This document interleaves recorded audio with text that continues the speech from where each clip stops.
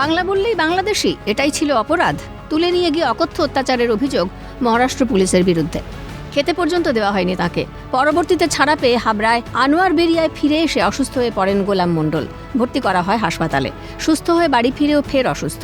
রবিবার মৃত্যু হয় ওই পরিযায়ীর। পরিবারের একমাত্র রোজগার চলে যাওয়ায় কিভাবে চলবে সংসার ভেবে কুল কিনারা পাচ্ছে না পরিবার। কারণ পরিবার যেটা বলছে, 2 মাস আগে ওনার সাথে কিন্তু মহারাষ্ট্র পুলিশ তার সাথে মারাত্মক পুলিশ তার কাছে আসে এবং বাংলাদেশি বলে।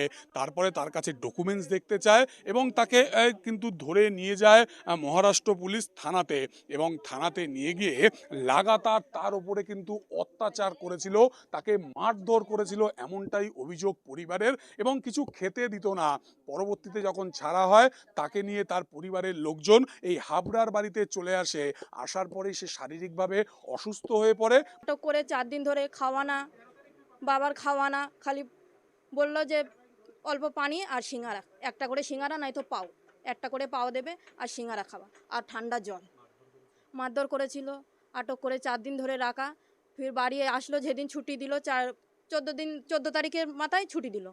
যেদিন ছাড়া পেলো বাড়ি এসেই বাবার কী হয়েছিল, একদিন রাতে আমাদের যেদিন ঈদ হলো, আমার অতটা স্মরণ নেই, হয় ঈদের আগের দিন নয় পরের দিন, একটা ফোন আসে বললো যে আপনার দাদাকে বোম্বাই পুলিশ তুলে নিয়ে গেছে রাত্রি 2টার সময়। কি সমস্যা? উনি বাংলার লোক। আমার সব ডকুমেন্টস দেখিয়েছে, আধার কার্ড আই কার্ড দেখানোর পরে আধার কার্ডটা দেখিয়েছে, বলেন এ তো 50 টাকা দিয়ে পাওয়া যায়। এখন তো তাই বলতে হবে, কারণ আমাদের অপরাধ, আমরা বাংলার লোক। তা ভারতবর্ষের ভিতরে তো একটা বোঝা উচিত, ভারতবর্ষের ভিতরে একটা রাজ্য আছে বাংলার লোক হলে কি বাংলাদেশি? দেশ বাঁচাও গণমঞ্চের পক্ষ থেকে 5 জনের একটি প্রতিনিধি দল মৃত গোলাম মণ্ডলের বাড়িতে যান এবং কথা বলেন পরিবারের সঙ্গে। মৃত পরিযায়ী ছেলেকে চাকরির আশ্বাসও দেওয়া হয়। যে একটা আক্রমণ, যেখানে যেখানে বিজেপি সরকার রয়েছে ভারতবর্ষের যেখানেই হোক, সেটার আমরা কড়া নিন্দা আগেও করেছি, আবারও করছি, এবং আপনাদেরও সকলে এর পাশে এসে দাঁড়ানো উচিত। আমরা নিজেরা বাঙালি, আমরা বাংলা ভাষাতেই কথা বলবো, আমরা অন্য কারো কাছে মাথা নোয়াবো না।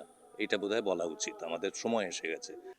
ইতিমধ্যেই দোলা সেন এবং পরিযায়ী শ্রমিকদের দায়িত্বে থাকা সামিরুল ইসলাম এই গোটা বিষয়টি নিয়ে মুখ্যমন্ত্রীর দৃষ্টি আকর্ষণ করেছে। এই মৃত্যু প্রথম নয়, এর আগেও পরিবারের একমাত্র রোজগারের মৃত্যু ঘটেছে। প্রিয়জনকে হারিয়েছে অনেক পরিবার। প্রশ্ন, ভিন রাজ্যে গিয়ে আর কত মানুষকে বাঙালি হওয়ার অপরাধে অপরাধী হতে হবে, আর কতদিন অকথ্য অত্যাচার সহ্য করতে হবে? দেবকুমারদের রিপোর্ট, ক্যালকাটা নিউজ।